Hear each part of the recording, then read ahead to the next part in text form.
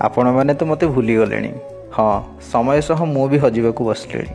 ଗୁହାଳ ଘରୁ ମୋ ସ୍ଥାନ ଆସି ରାସ୍ତାରେ।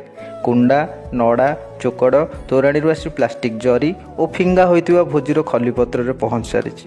ସତରେ କ'ଣ ମୁଁ ଏ କିଛି ବର୍ଷ ମଧ୍ୟରେ ଏତେ ଅବହେଳିତ ହୋଇଗଲି?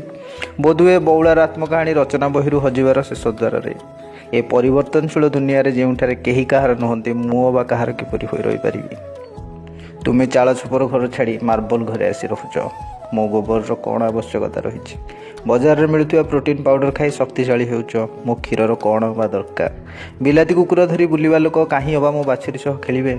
ଆପଣ ଅବହେଳିତ ହେଲେ ଆପଣଙ୍କୁ କଷ୍ଟ ହୁଏ, ମୋତେ ମଧ୍ୟ ହେଉଛି। ମାତ୍ର ଆପଣ କହିପାରନ୍ତି, ମୁଁ କହିପାରେନି। ମୁଁ ଆପଣଙ୍କ ସଭ୍ୟତା, ପରମ୍ପରା, ସଂସ୍କୃତି, ଐତିହ୍ୟର ଅଂଶ ହୋଇ ରହିଆସିଛି।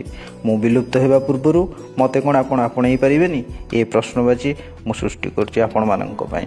ଜୟ ଜଗନ୍ନାଥ।